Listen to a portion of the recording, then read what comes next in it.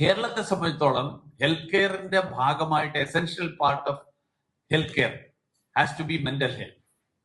കാരണം കേരളം ഇപ്പോ ageing population, ഇന്ത്യയിലെ ഏറ്റവും കൂടുതൽ പ്രായമുള്ള ആളുകളുടെ പെർസെന്റേജ് നോക്കിക്കഴിഞ്ഞാൽ അത് കേരളത്തിലാണ്.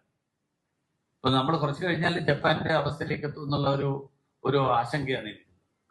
കാരണം ആ ഒരു സ്റ്റേജിലേക്ക് എത്തുമ്പോൾ നമ്മൾ ഈ കാര്യങ്ങൾ നമ്മൾ ആലോചിക്കേണ്ടി വരും.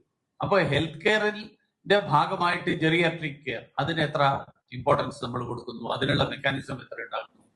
സെക്കൻഡ്, ഈ മെന്റൽ ഹെൽത്ത് എന്ന് പറയുന്ന ആംഗിൾ, ആ മെന്റൽ ഹെൽത്തിന് വേണ്ടിയിട്ടുള്ള അലോക്കേഷനും മെന്റൽ ഹെൽത്തിന് വേണ്ടിയിട്ടുള്ള എഫേർട്സും, അത് ഇംപ്രൂവ് ചെയ്യാനും അത് കൺസോളിഡേറ്റ് ചെയ്യാനും വേണ്ടിയിട്ടുള്ള എഫേർട്ടും. മെന്റൽ ഹെൽത്തിന് വേണ്ടിയിട്ട് ഇപ്പൊ ലഹരി കേവലം ഒരു ഡ്രഗ് അബ്യൂസ് അല്ലെങ്കിൽ ഡ്രഗ് മെനാസ് എന്നുള്ള ലെവലിൽ മാത്രം നിൽക്കുന്നതിന് പകരം അതൊരു ആംഗിളാണ്. പക്ഷെ അതോടൊപ്പം ഹെൽത്ത് കെയറിന്റെ കൂടി ഭാഗമായിട്ട് മാറുമ്പോൾ മാത്രമേ, കാരണം അൾട്ടിമേറ്റ്ലി ഹെൽത്ത് കെയർ എന്ന് പറഞ്ഞാൽ നമുക്ക് സന്തോഷം ഉണ്ടാവാൻ വേണ്ടിയാണ്. എനിക്ക് നല്ല ആരോഗ്യം ഉണ്ടെങ്കിൽ കഴിഞ്ഞാൽ എനിക്ക് മാനസിക സന്തോഷം ഉണ്ടാവും. മാനസിക സന്തോഷം എനിക്കില്ലാതിരിക്കട്ടെ, എന്റെ ആരോഗ്യം പാരാമീറ്റേഴ്സ് ഒക്കെ വളരെ പെർഫെക്റ്റ് ആണ് എന്ന് പറഞ്ഞുകൊണ്ട് കാര്യമൊന്നുമില്ല. അപ്പൊ ഈ ഒരു ആംഗിൾ കൂടി കേരളത്തിന്റെ ഹെൽത്ത് കെയറിലും ബജറ്റിങ്ങിലും വരണം എന്നുള്ളതാണ് എന്റെ പേഴ്സണൽ ആയിട്ടുള്ള അഭിപ്രായം.